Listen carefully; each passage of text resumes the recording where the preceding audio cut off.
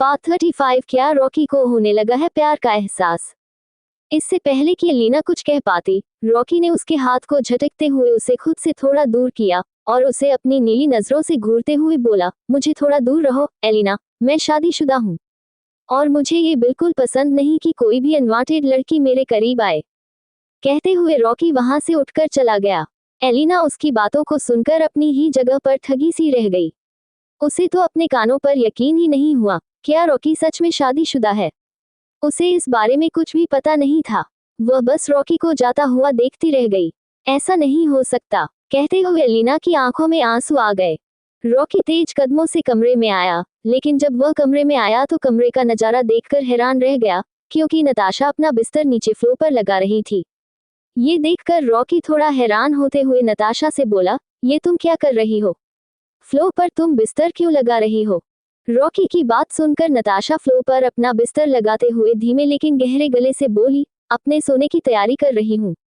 कमरे में कोई सोफा नहीं है, तुम बेड पर सो जाओ। नताशा की बात सुनकर रॉकी ने अपनी आंखें कमरे में घुमाकर देखा। कमरे में सचमुच बेड के अलावा सोफा या कोई दूसरा आरामदायक फर्नीचर नहीं था। ये देखने के बाद रॉकी ने नताशा की तरफ देखा और बोला, ठीक है, कमरे में कोई फर्नीचर नहीं है, लेकिन तुम्हें नीचे सोने की जरूरत नहीं है। बेड बहुत बड़ा है, तुम बेड पर भी एक साइड सो सकती हो, जैसे पहले सोई थी। नहीं, मैं यही ठीक हूँ। मुझे अपनी जगह याद रखनी चाहिए। तुम्हारी लाइफ में भी और तुम्हारे बिस्तर पर भी मेरी कोई जगह नहीं है।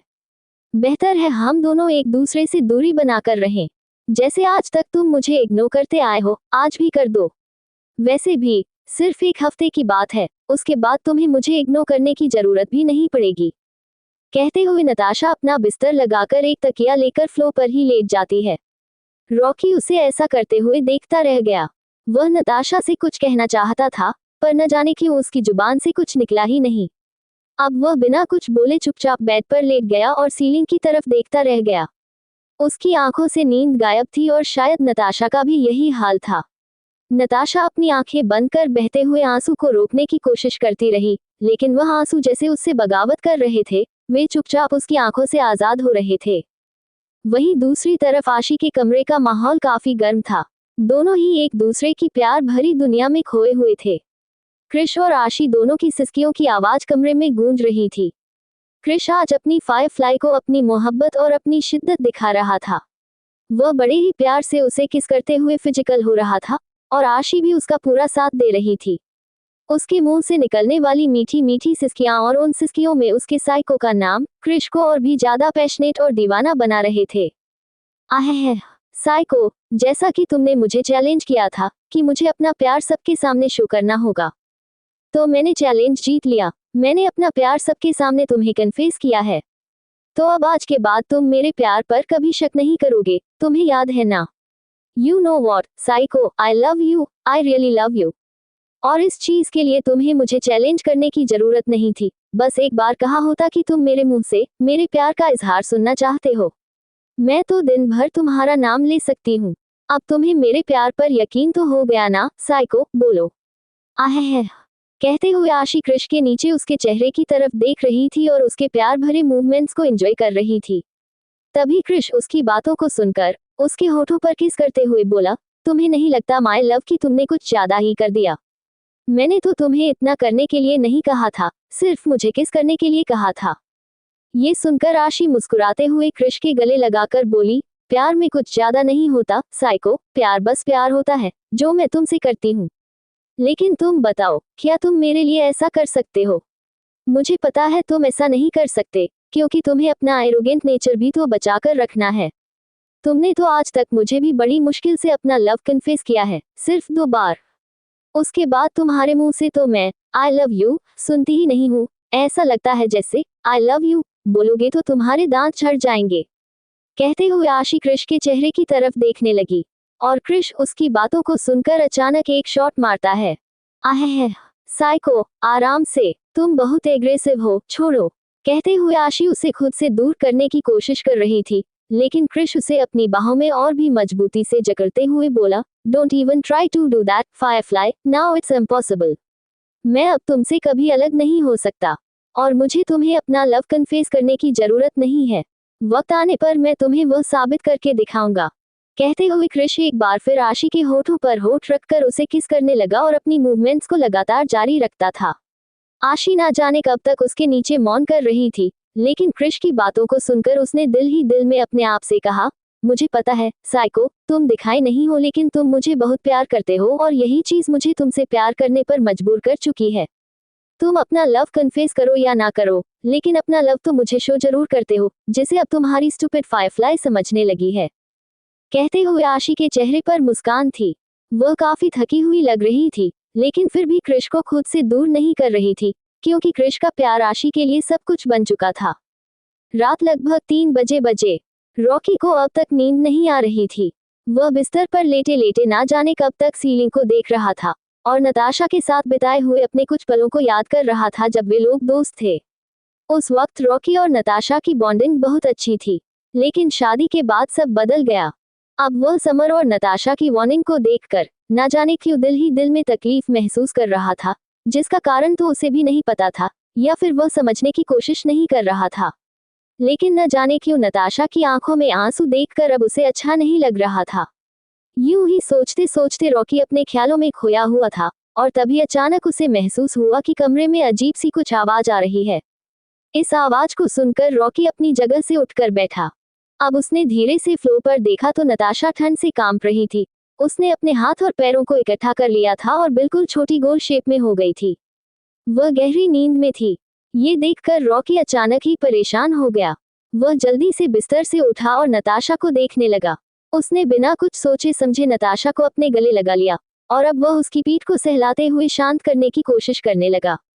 नताशा गहरी नींद में थी। उसे इस बात का एहसास नहीं हुआ, क्योंकि शाम को उसने जो बारबेक्यू खाई थी उसमें कुछ वाइन के कंपाउंड भी डाले गए थे, जिसके कारण नशा न करने वाले इंसान के ऊपर थोड़ा बहुत नशे का असर होने लगता था। और ऐसा ही नताशा के साथ भी हो रहा था। क्योंकि रॉकी शराब पीता था, उसे पर इस चीज का असर नहीं हुआ, लेकिन नताशा ने कभी वाइन या शराब को हाथ ही नहीं लगाया था, इसीलिए फिलहाल वह होश में नहीं थी। अब रॉकी उसे जल्दी से अपनी गोद में उठाकर बिस्तर पर लेट देता है। उसने ब्लैंकेट को लेकर नताशा के बदन पर उड़ाया और उसका टेम्परेचर बढ़ा दिया। नताशा ठंड से इतना कांप रही थी कि रॉकी ने जल्दी से उसे अपनी बाहों में पकड़ लिया और उसे अपनी छाती से लगाकर उसे शांत करने की कोशिश करने लगा। और ऐसा करते हुए न जाने क्यों उसके दिल में एक सुकून का एहसास हो रहा था। कुछ देर बाद उसने महसूस किया कि नताशा कुछ नॉर्मल कंडीशन में आने लगी थी। अब रॉकी उसके चेहरे की तरफ देखने लगा। नताशा का सिंपल सा चेहरा आज उसे बहुत खूबसूरत लग रहा था। वह कुछ पल के लिए उसे देखता ही रह गया। तभी उसकी नजर धीरे धीरे नताशा की आंखों से होते हुए उसके होठों तक आए, और अब रॉकी की नजर नताशा के होठों पर ही टिक गई। उसके होठों को देखते हुए रॉकी का गला सूखने लगा। ठंड से कांपती हुई नताशा अपने होठों को बार बार हिला रही थी, और इन्हें देखते हुए रॉकी को अपने बदन में कुछ गर्मी सा एहसास होने लगा। वह अपनी लाख कोशिश कर रहा था उन होठों से अपनी नजर हटाने की, पर आज उसका खुद पर बस नहीं था। तभी वह कुछ पुराने ख्यालों में खो गया, जब नताशा ने उसे अपना लव कन्फेस किया था। उस वक्त वह नताशा को कुछ जवाब नहीं दे पाया, बस उसकी बातों को सुनकर वह अपनी जगह पर जम गया था, क्योंकि सचमुच उसे बचपन का कुछ भी याद नहीं था। और होता भी कैसे, रॉकी उस समय केवल 12 साल का बच्चा ही तो था, और बचपन में अक्सर हर इंसान जिस चीज को इम्पोर्टेंट नहीं समझता उसे भूल जाता है। लेकिन नताशा 7 साल की होने के बावजूद कुछ फोटो और वीडियोग्राफ के जरिए रॉकी को हमेशा याद रख पाई थी। इनफैक्ट उसके पास एक खिलौना था जो उसे रॉकी ने दिया था, और वह आज तक उस खिलौने को संभाल कर रखती थी।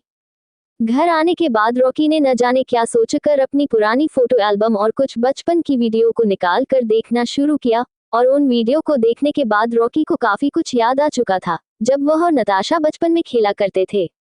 जिन चीजों को याद कर उसे अपने दिल में कुछ गिफ्ट होने लगा था, पर वह नताशा को प्यार करता है या नहीं, ये बात उसे खुद नहीं पता। बस इतना समझ पा रहा था कि उसे नताशा और समर को साथ में देखकर बुरा लग रहा था, लेकिन वह अभी भी इन्हें स्वीकार करने के लिए तैयार नहीं है।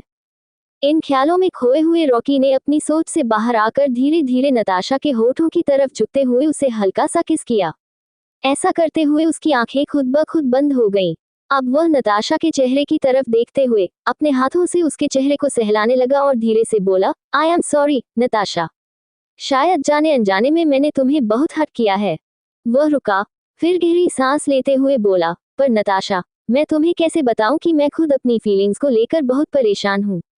मैं तुम्हें झूठा दिलासा नहीं देना चाहता, क्योंकि फ्यूचर में क्या होगा ये मैं खुद नहीं जानता। हो सकता है मैं तुम्हें अपना लूं और तुम्हें प्यार करूं।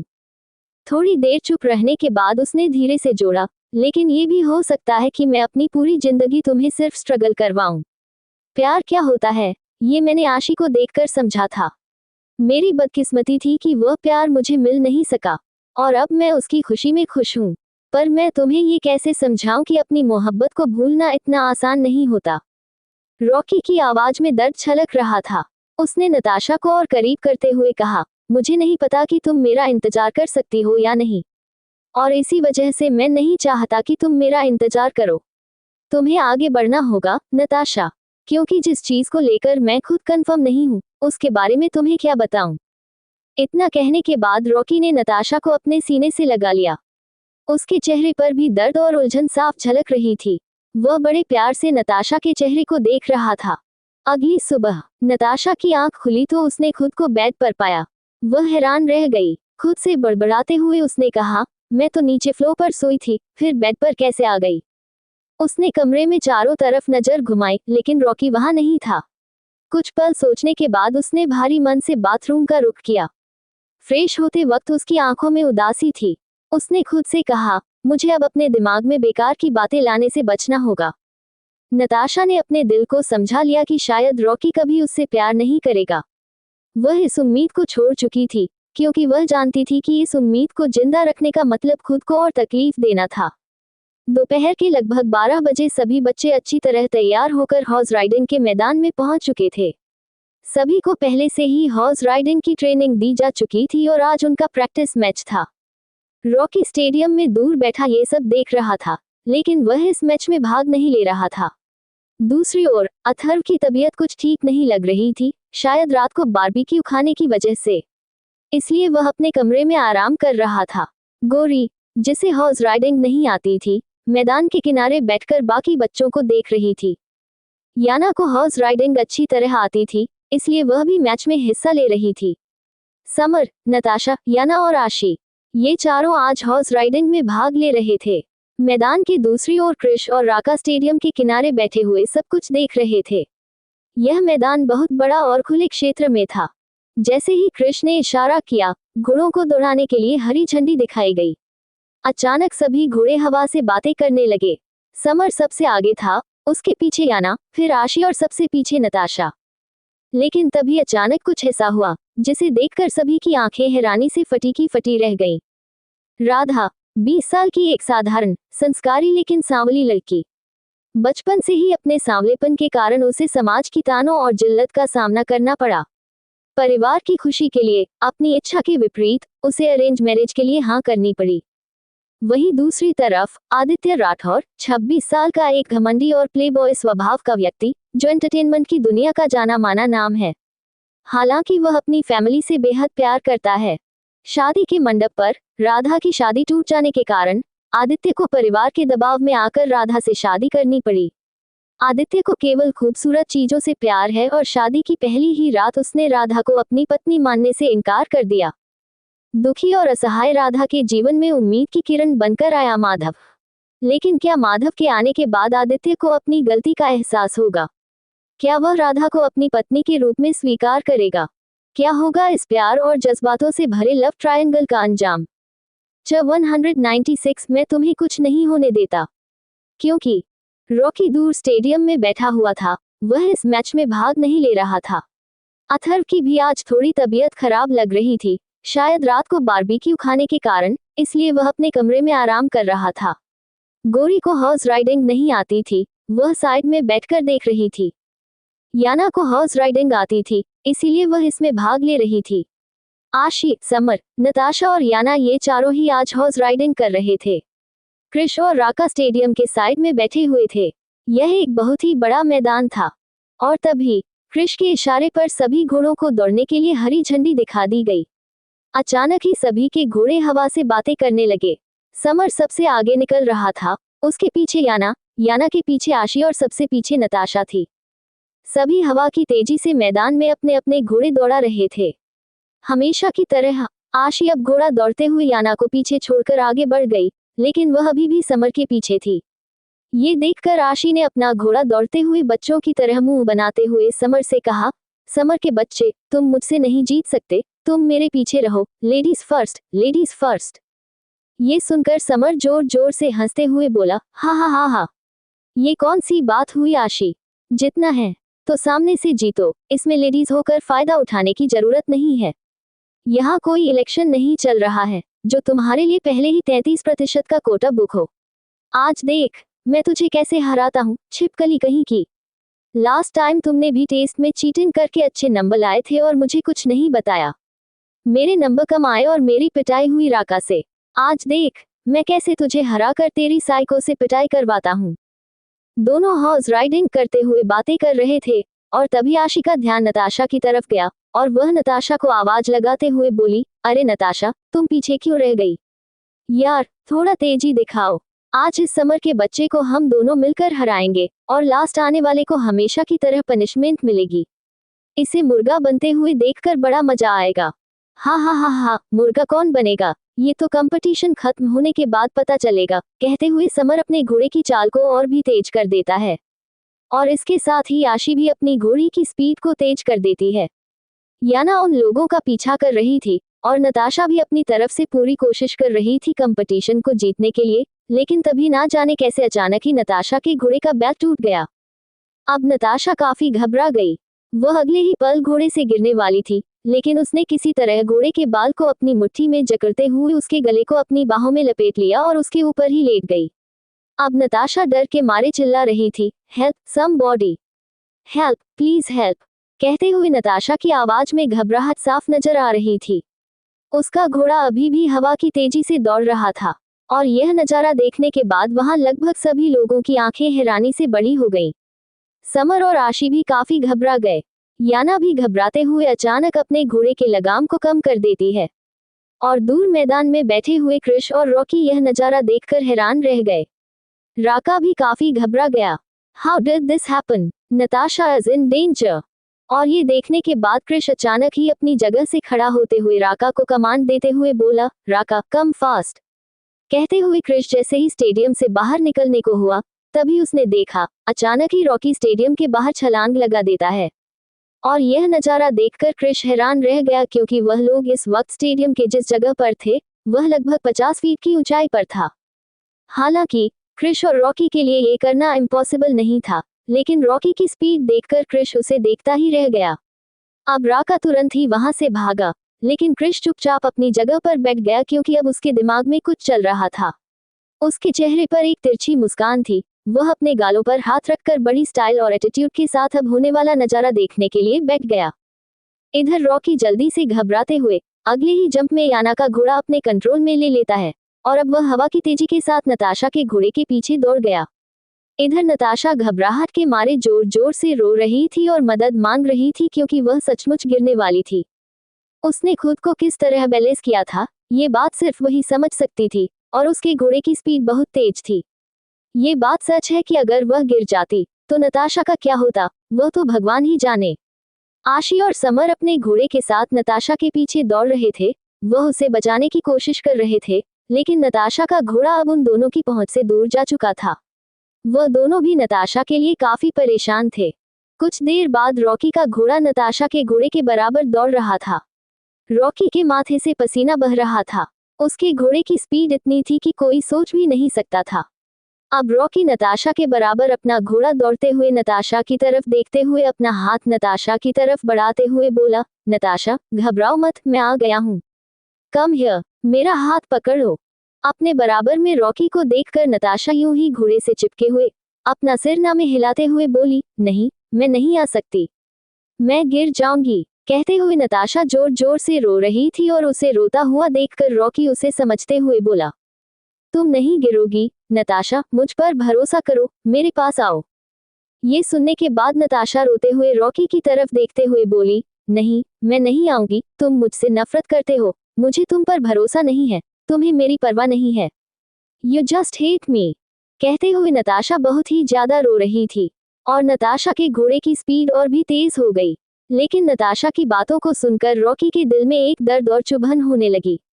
उसका दिल जैसे मानो किसी ने 100 खंजर चला दिए हों। उसके हाथ कांपने लगे, जो उसने नताशा की मदद के लिए बढ़ाए थे। इसके साथ ही रॉकी नताशा को अपने से दूर जाते हुए देखकर दर्द भरी जुबान में बोला, आई कांट हेट यू।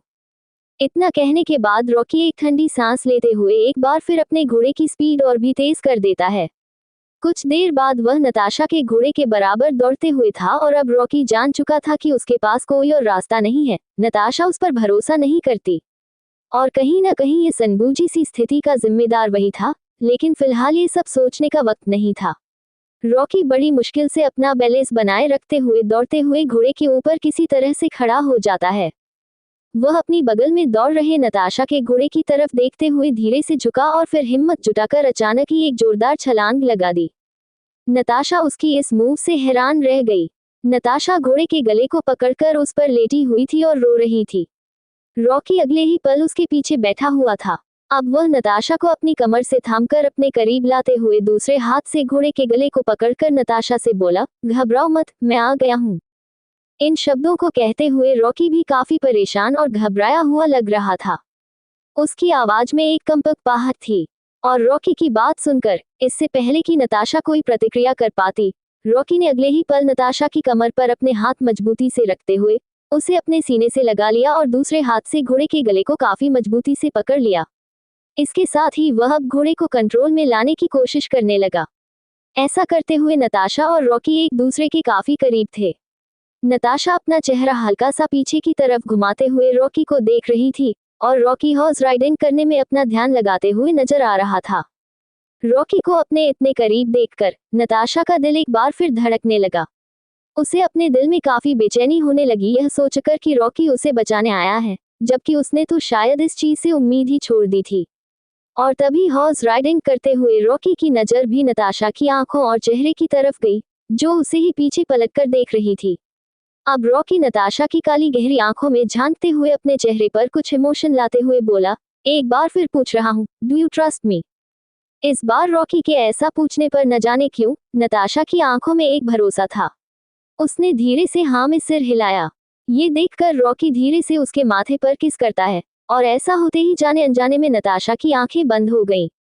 और नताशा के चेहरे के इस रिएक्शन को देखकर रॉकी ने अचानक ही घोड़े की दिशा बदल दी। नताशा को इस बात का ख्याल भी नहीं था और इससे पहले कि वहां बैठे लोग कुछ समझ पाते, अचानक ही रॉकी ने नताशा को एक बगल के बड़े से तालाब में धकेल दिया। और इससे पहले कि नताशा या आसपास के लोग कुछ समझ पाते, नताशा तालाब में गिरी हुई थी। वह घबराते हुए जल्दी जल्दी हाथ पैर मारने लगी और उसे लगभग कुछ दूरी पर अचानक ही रॉकी भी उसी तालाब में कूद गया। ये तालाब फूलों और मछलियों से भरा हुआ था। नताशा को तैरना नहीं आता था, हालांकि उसे सीखने की काफी कोशिश की गई थी, लेकिन वह पानी में उतरने का नाम ही नहीं लेती थी, भले ही इसके बदले उसे पनिशमेंट क्यों न मिल जाए, क्योंकि उसे वाटरफोबिया, हाइड्रोफोबिया था। लेकिन अचानक पानी में गिरने के बाद वह घबराते हुए तैरने की कोशिश कर ही रही थी, तभी अचानक ही रॉकी की मजबूत बाहों ने उसे एक बार फिर अपनी आगोश में भर लिया। रॉकी ने नताशा को उसकी कमर से थाम लिया। अब दोनों ही एक दूसरे के काफी नजदीक खड़े थे। नताशा घबराते हुए लंबी लंबी सांसें ले रही थी और रॉकी उसे एक हाथ से थामे हुए दूसरे हाथ से तैर रहा था। लेकिन इस दौरान उसकी नजर नताशा पर ही टिकी हुई थी और तभी नताशा लंबी लंबी सांसें लेते हुए घबराते हुए रॉकी पर चिल्लाकर बोली, क्या तुम पागल हो? क्या तुम मुझे मारना चाहते हो? तुम जानते हो मुझे तैरना नहीं आता, इसके बावजूद तुमने मुझे पानी में धकेल दिया। तुमने ये जानबूझकर किया ना? बोलो रॉकी, क्यों किया तुमने ऐसा? मैं मर जाती तो। तुम मुझसे इतनी नफरत क्यों करते हो रॉकी? नताशा के मुंह से ये सुनने के बाद रॉकी का चेहरा अचानक ही सर्द हो जाता है। उसके दिल में एक बार फिर एक दर्द उठा, जिसे संभालने की कोशिश करते हुए वह अचानक ही नताशा की आंखों में देखते हुए अपने दोनों हाथों से उसकी कमर को थामकर उसे अपने सीने से लगाते हुए बोला, नहीं करता मैं तुमसे नफरत। कुछ नहीं होने देता मैं तुम्हें। मेरे होते हुए तुम्हें कुछ नहीं हो सकता। और इससे पहले कि रॉकी आगे कुछ बोल पाता, तभी अचानक ही सभी लोग तालाब के किनारे आ गए। आशी, समर, राका, याना, अथर्व और भी न जाने कितने लोग राहत और बचाव का सामान लेकर वहां आ चुके थे। आशी से रहा नहीं गया, वो तुरंत ही पानी में कूदकर नताशा के पास आए और उसे अपने गले से लगाते हुए घबराते हुए उसे शांत करने की कोशिश करने लगी। नताशा, तू ठीक तो है? तुझे कुछ हुआ तो नहीं?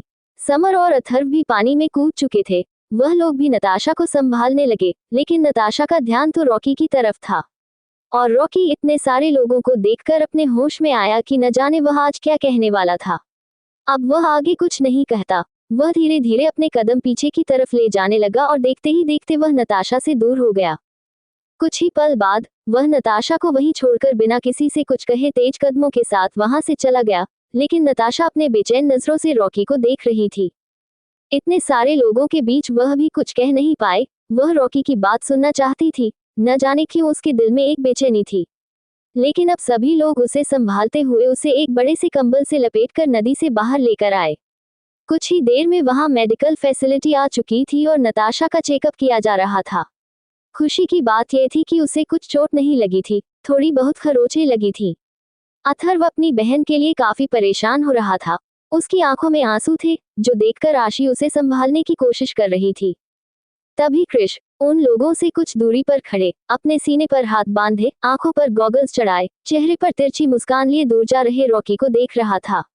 कब तक छुपाओगे, Rocky? Accept your feeling, Rocky. Krish अभी यह बातें कर ही रहा था, तभी राका उसके पास आते हुए उसे ग्रीट करते हुए बोला, सब कुछ प्लान के मुताबिक हुआ किंग, लेकिन आपने जरा सोचा है, ऐसा करने से नताशा की जान को खतरा भी हो सकता था। बिना किसी सुरक्षा इंतजाम के क्या ये करना सही था? अगर आपकी सोच के मुताबिक रॉकी ने उसे ना बचाया होता तो?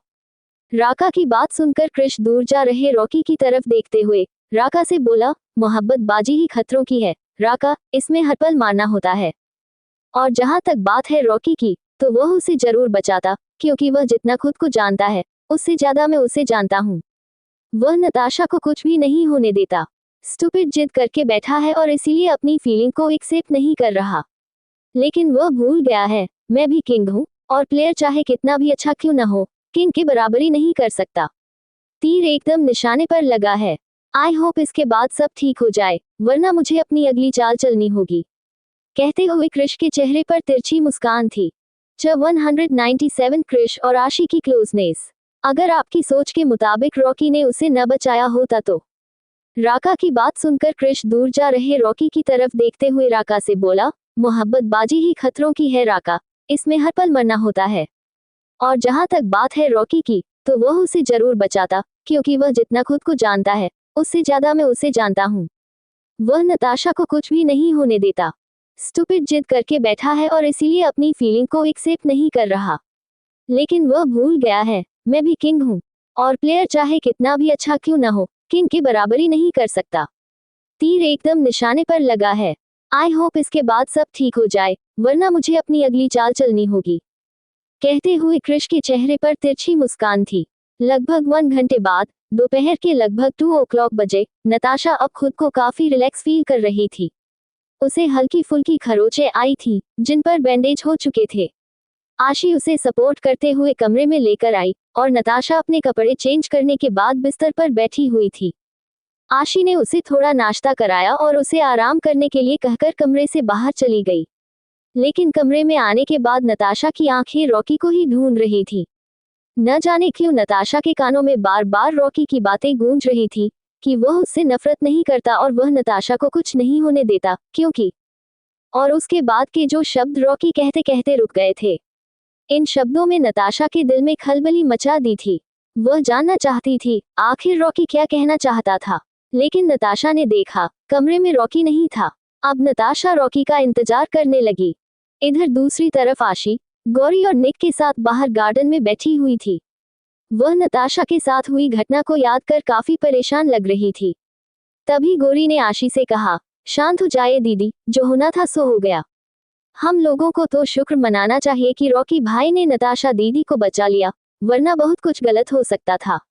लेकिन कान्हा जी हैं न, उन्होंने नताशा दीदी के साथ कुछ भी गलत नहीं होने दिया। गौरी की बात सुनकर आशी ने अपने चेहरे पर फीकी मुस्कान लाते हुए गौरी के सिर पर हाथ रखते हुए बोला, तुम ठीक कह रही हो गौरी, आज बहुत कुछ गलत होते होते बचा है। कहते हुए आशी अभी भी थोड़ी सी परेशान थी। तभी निक ने आशी की तरफ देखते हुए हमेशा की तरह अपनी कोल्ड लैंग्वेज में बोला, अपने छोटे से दिमाग पर ज्यादा जोर मत दो स्टूपिड गर्ल, वरना तुम्हारा दिमाग ब्लास्ट हो जाएगा और धरती से एक फायरफ्लाई कम हो जाएगी। निक के मुंह से ये सुनने के बाद आशी ने उसे घूरते हुए नजरों से देखा और अपना मुंह बनाते हुए बोली, ओ हेलो मिस्टर निक डेविडसन, जुबान संभाल कर बात करो। तुम भूल रहे हो, मैं तुम्हारी भाभी हूँ और फायरफ्लाई मैं सिर्फ अपने साइको के लिए हूँ। तुम मुझे स्टूपिड गर्ल नहीं कह सकते, समझे? आपको मुझे भाभी ही कहना चाहिए, मतलब सिस्टर इन लॉ, आशी ने मुस्कुराते हुए कहा। समझ में आए बात, मेरे गोलू मोलू छोटे देवर जी, कहकर आशी ने निक के गालों को पकड़कर उसे पिंच करना शुरू कर दिया। इस वक्त उसके चेहरे पर फीकी मुस्कान थी, लेकिन वह निक को तंग कर रही थी। और आशी के ऐसा करने से निक मुंह बनाते हुए उसके हाथों को अपनी गालों से छुड़ाने की कोशिश करने लगा। यू स्टूपिड गर्ल, छोड़ो मेरे गाल। You can't pull my cheeks. No, I can pull your cheeks, मेरे गोलू पोलू देवर जी, कहते हुए आशी ने निक के गालों को और भी ज्यादा खींचना शुरू कर दिया। अब इस चीज से निक चीर चुका था। वह अपने गालों को छुड़ाने की कोशिश करते हुए अचानक जोर से चिल्लाया, ब्रो, देखो तुम्हारी वाइफ क्या कर रही है, तुम्हारी ये स्टूपिड फायरफ्लाई मेरे गाल खींच रही है। आशी, जो इस वक्त निक के गालों को खींच रही थी, मुस्कुराते हुए निक से बोली, इस तरह से बेवकूफ किसी और को बनाना मेरे देवर जी, मुझे पता है तुम मुझे बेवकूफ बनाने की कोशिश कर रहे हो, साइको यहाँ नहीं है। ये सुनकर निक थोड़ा गुस्सा होते हुए बोला, स्टूपिड गर्ल, छोड़ो मुझे, वरना मुझसे बुरा कोई नहीं होगा। ब्रो, देखो इसे। अब निक की बातों को सुनकर इससे पहले कि आशी कुछ कह पाती, तभी पीछे से एक कठोर और गरजती हुई आवाज उसके कानों में पड़ी, यहाँ क्या हो रहा है फायरफ्लाई? निक के गालों को छोड़ो। और यह आवाज सुनते ही आशी की आंखें हैरानी से बड़ी हो गईं। उसे देखकर ऐसा लग रहा था जैसे उसकी सांस अटक गई हो। उसने एक झटके में ही निक के चेहरे को छोड़ दिया, लेकिन उसमें इतनी हिम्मत नहीं थी कि वह पलटकर क्रिश को देख सके। आशी के हाथों से छूते ही निक अपने गालों को सहलाने लगा। इस वक्त उसे आशी पर बहुत गुस्सा आ रहा था। तभी क्रिश उन दोनों के सामने आते हुए अपने सीने पर हाथ बांधे हुए आशी से बोला, यहाँ क्या हो रहा है फायरफ्लाई? क्या कर रही थी तुम निक के साथ? अपने सामने क्रिश को देखकर और उसके सवाल को सुनकर आशी घबराते हुए अपना सलाइवा गटकते हुए बोली, मैं तो कुछ भी नहीं कर रही थी, साइको, मैं तो बस निक के साथ खेल रही थी, है ना, निक? कहते हुए आशी अपनी उम्मीद भरी नजरों से निक को देख रही थी, जो शायद उसका साथ देता। लेकिन एक गुस्से से भरी नजर आशी को देखकर निक ने क्रिश की तरफ देखा और बोला, नो ब्रो, यह मुझे परेशान कर रही थी।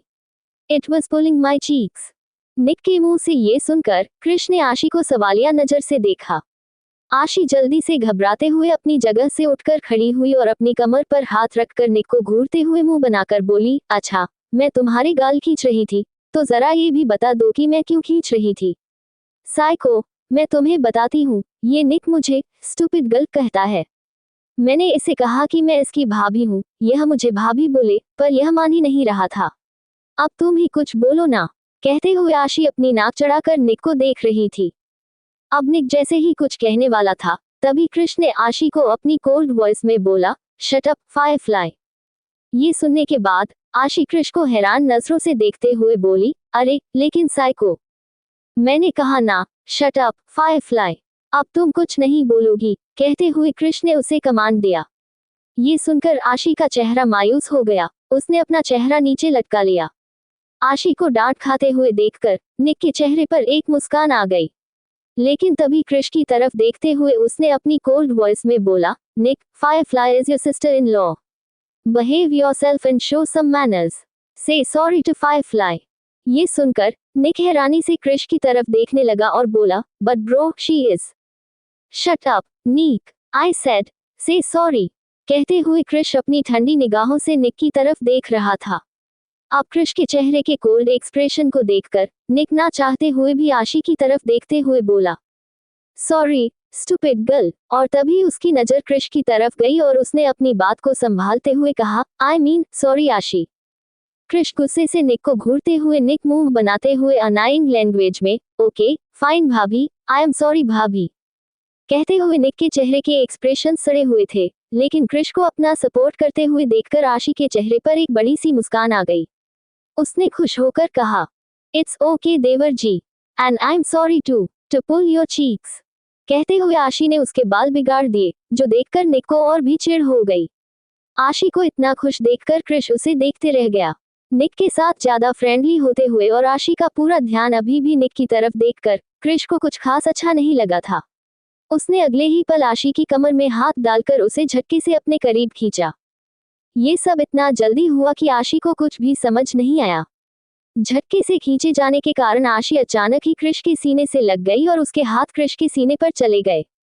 यह नजारा देखकर निक और गौरी भी हैरानी से क्रिश को देखने लगे, लेकिन क्रिश ने उन दोनों को साफ इग्नोर करते हुए अपनी नीली नजरों से चेहरा झुकाकर आशी की तरफ देखा और कहा, मेरे साथ बाइक राइडिंग पर चलोगी?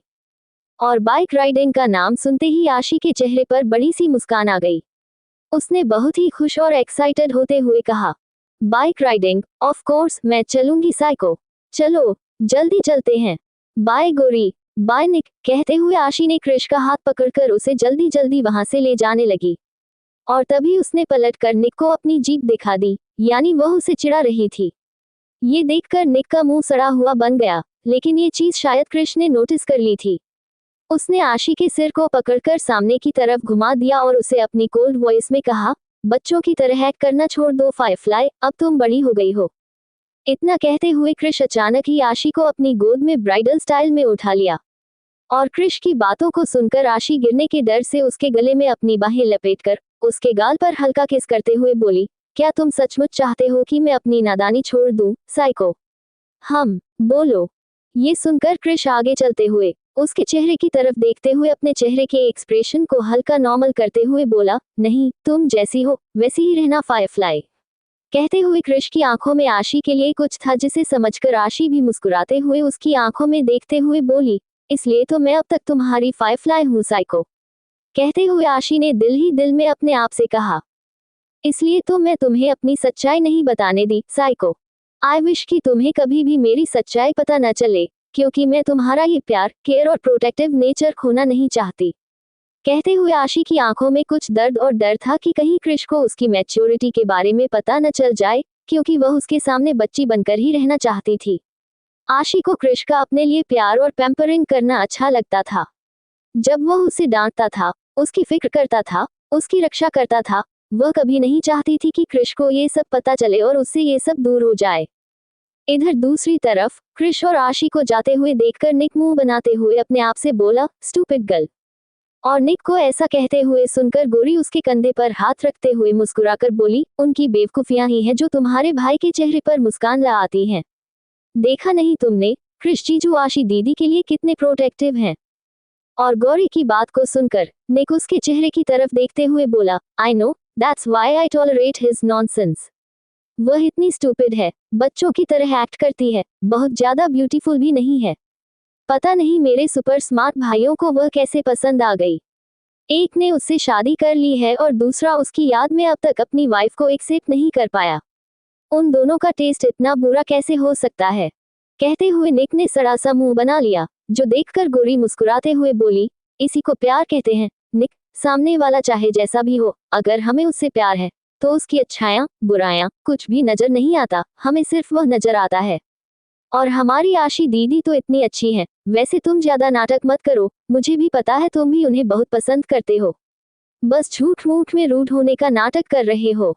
गौरी की बातों को सुनकर निक यूं ही कोल्ड वॉइस में बोला, हाँ वह स्टूपिड है पर अच्छी है, लेकिन मैं उसे पसंद नहीं करता। गौरी ने मुस्कुराते हुए कहा, वह तो मुझे पता है। अब चलो, तुम्हारी मेडिसिन का टाइम हो गया। कहते हुए गौरी उसकी व्हीलचेयर को धक्का देते हुए विला के अंदर लेकर आने लगी। और निक अपनी तिरछी नजर से गौरी को देखने लगा। उसके कानों में गौरी की बातें गूंज रही थी कि हम जिसे प्यार करते हैं, हमें उसकी अच्छाई, बुराई या कमियां नजर नहीं आती। और यह सोचते हुए निक के चेहरे पर एक मुस्कान आ गई, जिसे उसने तुरंत ही छुपा लिया। इधर दूसरी तरफ अब थोड़ी ही देर में क्रिश और आशी विला के पार्किंग एरिया में बाइक के सामने थे। क्रिश बाइक पर बैठे हुए हेलमेट लगाकर आशी से बोला कि वह उसके पीछे बैठकर उसे कस के पकड़ ले, क्योंकि क्रिश के पास स्पोर्ट बाइक थी जिसकी स्पीड काफी तेज थी। लेकिन आशी अगले ही पल क्रिश के पीछे ना बैठकर आगे पेट्रोल टैंक पर बैठ गई और उसके पैर क्रिश की कमर में लिपटे हुए थे। दोनों का चेहरा एक दूसरे के सामने था। क्रिश उसकी इस हरकत को देखते हुए हैरान नजरों से देखकर बोला, ये तुम कैसे बैठी हो फायरफ्लाई? तुम ऐसे गिर जाओगी, ठीक से बैठो।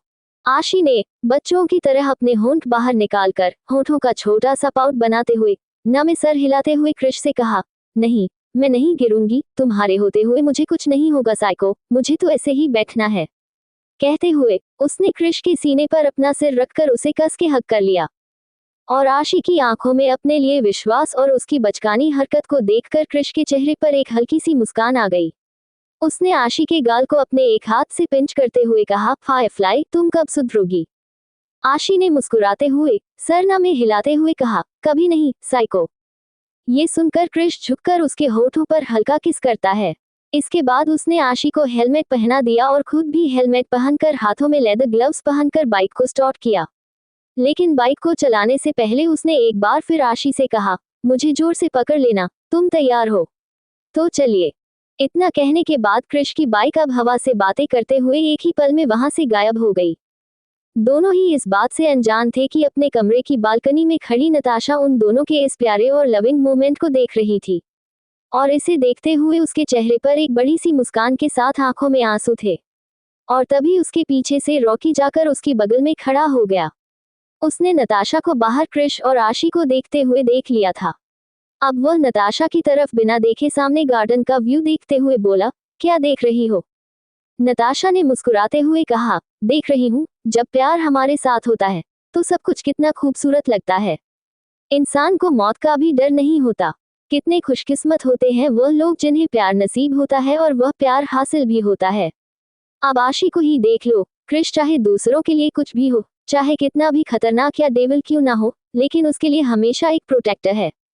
कभी कभी मुझे उसकी किस्मत से जलन होने लगती है। उसके पास कुछ न होकर भी आज सब कुछ है, और मेरे पास। कहते हुए नताशा की आंखों से आंसू बह निकले। और नताशा की आंखों में आंसू देखकर रॉकी उसकी तरफ देखते हुए बोला, तुम्हारे पास भी सब कुछ है नताशा? ये सुनकर नताशा उसकी तरफ देखते हुए दर्द भरी आवाज में बोली, सब कुछ नहीं है। रॉकी नताशा की बातों का मतलब समझ चुका था। अब वह वापस सामने गार्डन का व्यू देखते हुए बोला, सबको सब कुछ नहीं मिलता नताशा, कुछ चीजें हमारे बस के बाहर होती हैं। नताशा उसकी बातों का मतलब समझ रही थी, इसलिए वह भी सामने गार्डन के व्यू को देखते हुए बोली, इसी बात का तो दुख है, मेरा सब कुछ मेरे पास होते हुए भी मुट्ठी से रेत की तरह फिसल रहा है, जिसे मैं जितनी तेजी से पकड़ने की कोशिश कर रही हूँ उतनी ही तेजी से वह बहता जा रहा है। तुम बताओ, तुमने कहा था तुम मुझसे नफरत नहीं करते और प्यार भी नहीं करते। तुम मेरे लिए, तुम्हारे दिल में क्या फीलिंग है रॉकी? क्यों बचाया तुमने मुझे अपनी जान पर खेलकर? तुमने कहा था क्योंकि। क्या तुम मुझे बता सकते हो उस क्योंकि का क्या मतलब है रॉकी? और रॉकी ने कुछ ऐसा कहा जिसे सुनकर नताशा की आंखों में आंसू आ गए। CH-198 नताशा का दिल टूटा, यान की मौत। रॉकी नताशा की बातों का मतलब समझ चुका था। अब वह वापस सामने गार्डन के व्यू को देखते हुए बोला, सबको सब कुछ नहीं मिलता नताशा, कुछ चीजें हमारे बस के बाहर होती हैं। नताशा उसकी बातों का मतलब समझ रही थी, इसलिए वह भी सामने गार्डन के व्यू को देखते हुए बोली, इसी बात का तो दुख है, मेरा सब कुछ मेरे पास होते हुए भी मुट्ठी से रेत की तरह फिसल रहा है, जिसे मैं जितनी तेजी से पकड़ने की कोशिश कर रही हूँ उतनी ही तेजी से वह बहता जा रहा है। तुम बताओ, तुमने कहा था तुम मुझसे नफरत नहीं करते और प्यार भी नहीं करते। तुम मेरे लिए, तुम्हारे दिल में क्या फीलिंग है रॉकी? क्यों बचाया तुमने मुझे अपनी जान पर खेलकर? तुमने कहा था क्योंकि। क्या तुम मुझे बता सकते हो उस क्योंकि का क्या मतलब है रॉकी? इस क्योंकि का मतलब मुझे भी नहीं पता नताशा, बस इतना जानता हूँ कि तुम्हें खतरे में नहीं देख सकता, और बेहतर होगा तुम उस क्योंकि का मतलब न समझो, क्योंकि हमारे बीच कुछ नहीं हो सकता। कहते हुए रॉकी वहां से चला गया। और अब नताशा उसे जाता हुआ देखकर अपनी आंखों में बेतहाशा आंसू लिए सीसक कर रोने लगी। लेकिन फिर उसने बड़ी हिम्मत जुटाकर रॉकी के पीछे उसके कमरे में आई। अब वह अपनी आंखों में आंसू लिए रॉकी को कमरे से बाहर जाते हुए देखकर उसे पीछे से आवाज देते हुए बोली, रॉकी, एक सवाल पूछती हूँ, सच सच जवाब देना। क्या तुम्हारे दिल में सचमुच मेरे लिए कुछ नहीं है?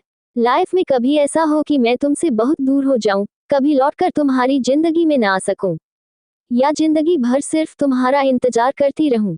क्या फिर भी तुम मुझे पलटकर कभी नहीं देखोगे? अगर यह जिंदगी का आखिरी पल हो और उस पल में मैं तुमसे तुम्हारा आखिरी जवाब मांगूं और तुम्हें सोच समझकर अपना आखिरी फैसला लेना हो, तो तुम्हारा जवाब क्या होगा रॉकी? क्या सचमुच मैं तुम्हारे लिए कोई मायने नहीं रखती? क्या तुम मुझे कभी प्यार नहीं कर सकते? प्लीज मुझे इस सवाल का जवाब दे दो, रॉकी, ताकि मेरे दिल में हमारे रिश्ते को लेकर जो डोर बंधी है और उस डोर से बंधी जो उम्मीद कायम है, उसे एक सही जवाब मिल सके। क्या हम दोनों के मिलने की कोई उम्मीद है? कहते हुए नताशा की आंखों में आंसू और उम्मीद थी। नताशा के सवालों को सुनकर रॉकी के चलते हुए कदम रुक गए। वह अपनी ही जगह पर जम गया। उसके दिल में कुछ बेचैनी और हलचल होने लगी। उसने कुछ पल जुबान से कुछ नहीं कहा, लेकिन फिर अपनी आंखें बंद करते हुए नताशा से कहा, तुम्हें बहुत चोट लगी है, नताशा, आराम करो। और इतना कहकर रॉकी बिना नताशा की तरफ मुड़े तेज कदमों के साथ कमरे से बाहर चला गया। लेकिन रॉकी के जाते ही नताशा धड़ाम से जमीन पर गिर गई और अब उसकी आंखों से आंसुओं का समुद्र बह रहा था। वह अपने चेहरे को हाथों में थाम कर फूट फूट कर रोने लगी और रोते हुए उसने अपने आप से कहा, तुमने कोई जवाब न देकर भी मुझे मेरे सवालों के जवाब दे दिए, रॉकी। हे कान्हा जी, क्यों? आखिर क्यों? मैं ही क्यों? मैंने कभी किसी का दिल नहीं तोड़ा, कभी किसी का बुरा नहीं चाहा। अगर यह मोहब्बत मेरे नसीब में नहीं थी, तो इस मोहब्बत की उम्मीद मेरे दिल में क्यों जगाई? क्यों मुझे उसके इतने पास कर दिया कि मैं हर पल तिल तिल कर मरती रहूं? जवाब दीजिए, कान्हा जी, मेरी मोहब्बत पूरी होकर भी पूरी क्यों नहीं हुई? कान्हा जी, मैंने आज तक आपसे कुछ नहीं मांगा, लेकिन आज मांगती हूँ। मुझे उसे भूलने की ताकत दीजिए। जिस मोहब्बत को आप पूरा नहीं कर सकते, आपको कोई हक नहीं है उसके लिए जज्बात इस सीने में जगाने का। छीन सकते हैं तो छीन लीजिए मेरी सांसें।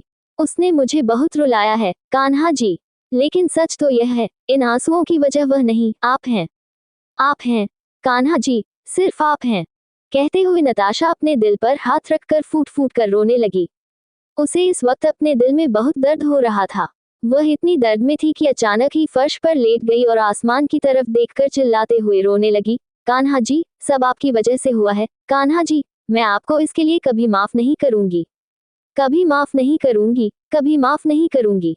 रोते हुए नताशा की हालत सचमुच बहुत दयनीय थी। इस वक्त शाम के करीब 4 बजे थे।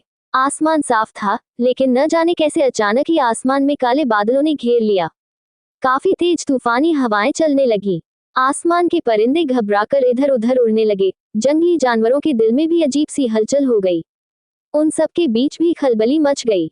अचानक सूरज पूरी तरह ग्रहण की तरह डूब गया और दिन में ही पूरी तरह अंधेरा हो गया। ऐसा लग रहा था जैसे रात हो गई हो। एना और राहुल, जो कि इस वक्त गार्डन में बैठे हुए थे, अचानक ही ऐसा मौसम देखकर घबरा गए। वह अपनी जगह से खड़े होते हुए आसमान की तरफ देखते हुए बोले, यह क्या हुआ अचानक इस तरह का मौसम? ऐसा तो मैंने अपनी जिंदगी में आज तक नहीं देखा। ये सूरज का उजाला अमावस की काली रात जैसा कैसे हो गया? अचानक ही जोर जोर से तूफान आने लगा। गार्डन में लगे हुए पेड़ पौधे तूफान के कारण टूटकर गिरने लगे। अब एना जल्दी से घबराते हुए राहुल का हाथ पकड़ती है। राहुल खतरे को भांपकर जल्दी से एना का हाथ पकड़कर वहां से निकलने लगा, लेकिन गार्डन में ही बहुत सारे पेड़ पौधे अचानक उनके ऊपर गिरने लगे। राहुल ने किसी तरह दोनों को संभालते हुए अपने कदम विला के अंदर रखे। फार्म हाउस में कई सारे नौकर और केयरटेकर भी यह मौसम देखकर हैरान थे। तूफान के कारण अचानक ही फार्म हाउस की बिजली चली गई। एना अभी घबराई हुई थी, तभी एक बूढ़ी केयरटेकर, जो कि उसे फार्म हाउस की काफी लंबे समय से देखभाल करती थी और ईश्वर पर काफी श्रद्धा रखती थी, ने यह मौसम देखकर अपने गले में पहने हुए प्रभु यीशु के लॉकेट को अपने हाथों से पकड़कर बाइबल की कुछ पंक्तियां कहना शुरू कर दिया। और अब वह अपनी कांपती हुई आवाज में बोली, oh Jesus, save us, this is not right. कहते हुए उनकी आवाज में घबराहट थी, जिसे देखकर एना, जो कि बगल में ही खड़ी थी, उनकी तरफ देखते हुए बोली, what happened aunty Maria, why are you looking so nervous? Ena के पूछने पर मारिया आंटी ने उन्हें घबराते हुए बताया, madam, this sign is not good. ये किसी अनहोनी का इशारा है। ऐसा लग रहा है जैसे आसमान में हलचल हुई है। ईश्वर किसी पर बहुत नाराज है। ऐसा लग रहा है जैसे किसी ने ईश्वर को चैलेंज किया है, या कोई पवित्र आत्मा अंदर तक हट हुई है। इन हवाओं को देखिए, मैडम। इन हवाओं में एक खौफ है, एक गुस्सा है। इतना गुस्सा कि सूरज ने भी अपना चेहरा छुपा लिया है। रोशनी जा चुकी है, चारों तरफ अंधेरा है। ऐसा लग रहा था जैसे चारों ओर नकारात्मकता फैल गई हो। ऐसा लग रहा था जैसे यह एक तबाही की शुरुआत हो। मैंने अपनी 75 साल की उम्र में आज तक ऐसा कुछ नहीं देखा, लेकिन मैंने अपनी दादी से सुना था, जब भी कोई सच्चा इंसान, जिसकी आत्मा पवित्र हो, जिसने कभी किसी के लिए बुरा न सोचा हो या किया हो, जो ईश्वर पर श्रद्धा रखता हो और उनसे कभी कुछ न मांगा हो, अगर ऐसा इंसान ईश्वर को याद करते हुए रोए, जब उसका भरोसा उसके ईश्वर से डगमगाने लगे, तब ऐसी तबाही आती है। मुझे तो घबराहट हो रही है। पता नहीं मैडम, वह कौन सी आत्मा है जिसे ईश्वर के सिंहासन को हिलाया है। कहते हुए मारिया आंटी काफी घबराई हुई लग रही थी, और उनकी बातों को सुनकर अब एना भी घबरा रही थी, क्योंकि उसने भी मौसम के इस रूप को आज से पहले कभी नहीं देखा था। एना के चेहरे पर परेशानी देखकर राहुल ने मारिया आंटी को समझाते हुए कहा, मारिया आंटी, ऐसा कुछ नहीं है। आप खामखा खुद भी घबरा रही हैं और एना को भी डरा रही हैं। आप सर्वेंट से कहिए, इन्वर्टर ऑन करवा लें। पूरे विला में अंधेरा हो गया है। और कुछ सर्वेंट को भेजिए, एनिमल फार्म में जानवरों को देख लें। क्रिश और राका भी पता नहीं कहाँ हैं, और रॉकी भी नजर नहीं आ रहा। राहुल की बातों को सुनकर मारिया आंटी एक नजर बाहर के मौसम को देखकर, ना चाहते हुए भी चुपचाप वहां से चली गई। और तभी समर और अथर्व जल्दी से अपने कमरे से निकलकर नीचे हॉल में आए। अब उन्होंने राहुल और एना से कहा, आंटी, यह अचानक मौसम बिगड़ गया है। ऐसा मौसम तो हमने आज तक नहीं देखा। प्लीज जल्दी से जनरेटर ऑन करवाए, काफी घबराहट हो रही है। बच्चों की बातों को सुनकर राहुल उन्हें शांत करते हुए बोला, तुम चिंता मत करो, मौसम है, कभी भी बिगड़ सकता है। मैंने सर्वेंट को कह दिया है, थोड़ी देर में इन्वर्टर या जनरेटर ऑन हो जाएगा। राहुल ने एना से कहकर उसे निक के कमरे में भेज दिया। गौरी भी जल्दी से नीचे आ चुकी थी। अब राहुल उन सभी को देखते हुए बोला, एक बात बताओ, तुम दोनों यहाँ हो, लेकिन आशी, क्रिश, नताशा, रॉकी और याना ये सब कहाँ हैं? राहुल के सवाल को सुनने के बाद समर ने राहुल को बताया, क्रिश और आशी घूमने के लिए बाहर गए थे। रॉकी भी मैं थोड़ी देर पहले जाते हुए देखा था। नताशा शायद अपने कमरे में आराम कर रही होगी। याना भी क्रिश के किसी काम से राका के साथ गई थी। समर के जवाब को सुनकर राहुल ने अपना मोबाइल निकाला और रॉकी, आशी और क्रिश को कॉल किया। क्रिश ने कॉल पर राहुल को बताया कि वह और आशी फार्म हाउस के दूसरे एरिया में सुरक्षित हैं और आज रात वहीं स्टे करेंगे। ये सुनने के बाद राहुल रिलैक्स हो गया। अब उसने रॉकी को कॉल किया, लेकिन रॉकी का नंबर नॉट रीचेबल आ रहा था। कई बार कोशिश करने के बावजूद रॉकी से कनेक्शन नहीं हो पाया, जिसे देखकर राहुल थोड़ा परेशान होने लगा। तभी अथर्व ने उसे समझाते हुए बोला, अंकल, आप चिंता मत कीजिए, रॉकी काफी समझदार है, वह सुरक्षित होगा। अथर्व के समझाने पर राहुल थोड़ा रिलैक्स हुआ। इधर दूसरी तरफ याना और राका सड़क पर चल रही तेज हाई स्पीड बाइक पर सवार थे। उनकी स्पोर्ट बाइक हवा से बातें कर रही थी। राका बाइक चला रहा था और याना उसे हक करके उसके पीछे बैठी हुई थी। तेज तूफानी हवाओं को देखकर याना राका को आवाज देते हुए बोली, राका, बाइक फास्ट चलाओ, हमें जल्द से जल्द घर पहुंचना होगा, मौसम बहुत खराब हो रहा है। अगर बारिश होने लगी तो हम यहीं फंस जाएंगे। याना की बात सुनकर राका बाइक तेज गति से चलाते हुए बोला, हाँ, मैं चला रहा हूँ, मुझे बताने की जरूरत नहीं है। वैसे भी मुझे तुम्हारे साथ रहने का कोई शौक नहीं है, लेकिन अगर इससे तेज बाइक चलाऊंगा तो दोनों का एक्सीडेंट हो जाएगा। कहते हुए राका के चेहरे पर गुस्से के भाव थे। ये देखकर याना ने मुंह बनाते हुए कहा, अच्छा है कि तुम मेरे साथ रहना नहीं चाहते, और अगर रहना भी चाहो तो मैं तुम्हें रहने नहीं दूंगी, यू स्टूपिड मंकी। याना के मुंह से अपने लिए मंकी सुनकर राका ने गुस्से से अचानक बाइक ब्रेक लगा दी, और ऐसा होते ही बाइक एक तेज उछाल के साथ घसीटते हुए कुछ दूर पर जाकर रुकी। याना, जो कि राका के पीछे बैठी थी, अचानक अपनी जगह से उछल गई और उसके सिर पर राका के मजबूत कंधे से चोट लग गई। आह, यू स्टूपिड मंकी, ऐसे बाइक कौन रोकता है? कहते हुए याना ने अपने सिर को सहलाना शुरू कर दिया, लेकिन राका गुस्से से दांत पीसते हुए बाइक को एक जगह खड़ा करता है।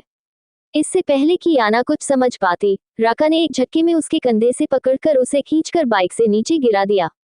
आह, कहते हुए याना जैसे ही राका की तरफ देखती है, राका उसे गुस्से से अपनी नीली आंखों से घूरते हुए, दांत पीसते हुए चिल्लाकर बोला, शट अप यू ब्लडी बीच। ये सुनकर याना की आंखें हैरानी से फटी की फटी रह गईं। वह राका के चेहरे पर गुस्सा साफ देख सकती थी।